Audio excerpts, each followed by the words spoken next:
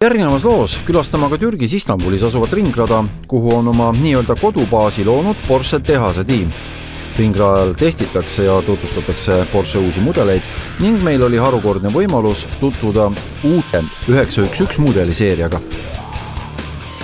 Alati on olnud niimoodi, et kas ma ei mahu autosse nende sportautode puhul või ei lähe kiivrit pähe, siis seekord on õnneks kõik hästi, Porsches ruumi on küll, aga kiivrid on ka valitud inimese mõõtu, nii et tänu võtame selle Carrera 4S-i kõigepealt ja vaatame siis, kuidas tänane päev siin Türgis algab.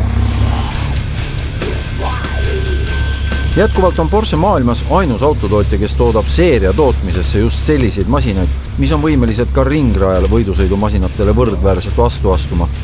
Istmed paika ja sõit võib alata. No ruumi on siin niimoodi, et ma ei tea, näete ise.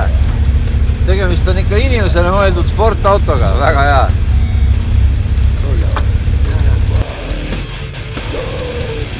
Et asi liiga hulluks kätte ei lähe, on testisõidus kindlad reeglid. Ees sõidab instruktor tempo pidamiseks ning vahemaad peab hoidma vähemalt 5 auto pikkust. Kuna sajab ka vihma, siis üle 200 km tunnis ka stardisirgel ületada ei tohi.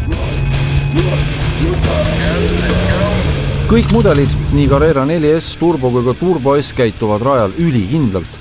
Kui just füüsikaseaduste vastu ei eksi, püsib auto kindlalt teel. Täiesti uskumatuna tunduva kiirusega võib kurvi siseneda, isegi vihmamärjal asfaldil pole auto ei ala ega ülejuhitav. Kokkuvõttes on tegemist autoga, mis annab sulle ülevaate, mida tunnetavad motosportlased ringrajal ning milline näeb välja tavaline linnasõit. Saatejuht on käinud ka Porsche talvetestil Põhja-Soomes ning algul uskumatuna tunduva koosluse Porsche jää ja lumi kiidame siiski heaks ning see töötab kompositsioonis uskumatult ideaalselt. Lisame siia suvise sõidumugavuse, sportliku disaini ning hullu kiirenduse ja võimegi ühe automargi taas oma unelmate autode rivisse lisata. Päris raske on siin rooli taga muule nagu mõelda kui sõitmisele, aga peab lihtsalt selle ära mainima, et oleme ausad, praegu on tegemist Turbo S-iga ja see auto on hoopis teravama minekuga, selline 200 kätte saada, no see on köki-möki. Salvestame siis seda stardisirget ja vaatame, kas 2 sotti tuleb.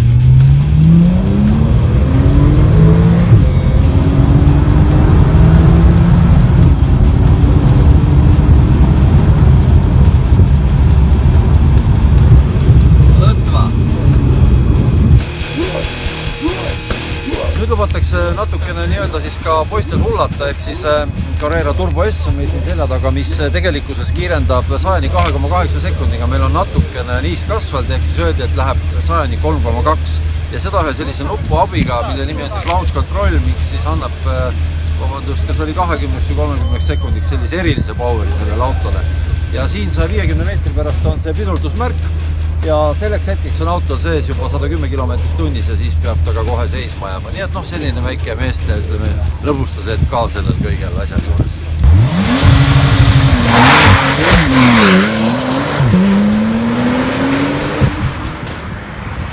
17.–20. maini muuseas on ka Porschel testipäev Eestis ning kel soovi võib loomulikult huvi tunda, kuidas proovisõit on korraldanud ning kuidas sinna pääseb.